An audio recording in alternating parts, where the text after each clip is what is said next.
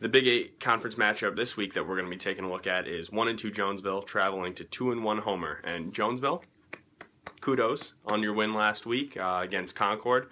That was really needed after a couple of tight losses to Hillsdale and Quincy, 11 points and then 14. And while they might be two-score games, I mean, Jonesville was really in both of those games the entire way, just hadn't put 4 quarters together yet. And that's what Frank Keller said his team needed to do, and did just that against Concord. I mean, running down the Yellow Jackets' throat, sort of at will, really. I mean, Jake Trujillo.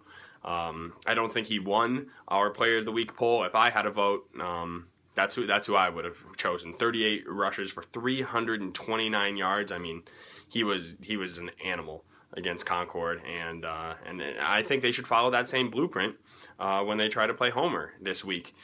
Reading showed that Homer can be run on. I mean, Reading has a bigger offensive line, is a little more talented than Jonesville, but racked up 393 yards, pretty much no problem, scoring 52 points against Homer. And we all know that Homer's weaknesses are in its defense and its special teams, its lack of a kicker.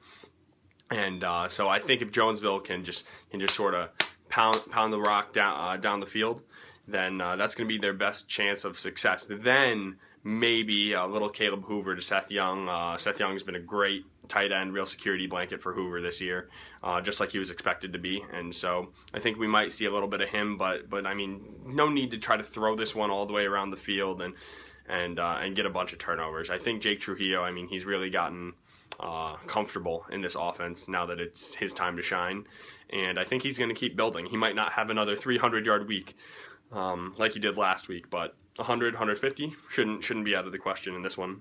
And then for Homer, Jordan Wilson, keep running the ball hard.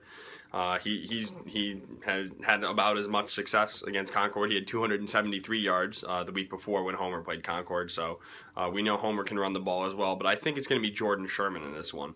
In Homer's 2 wins, Jordan Sherman has 7 touchdown passes and no interceptions. Last week in the lone loss, he had 3 touchdown passes, but was picked off 4 times, and that really was the difference in what was just a 2-possession game. So take care of the ball.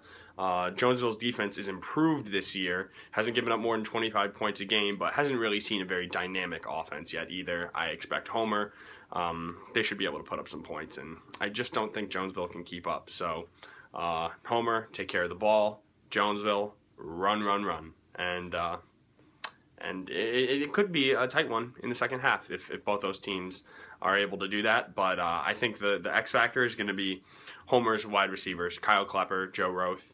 They've really stepped up lately, and Joe Roth, 109 yards, 2 touchdowns last week. Look for another big game through the air if Jordan Sherman can protect the ball.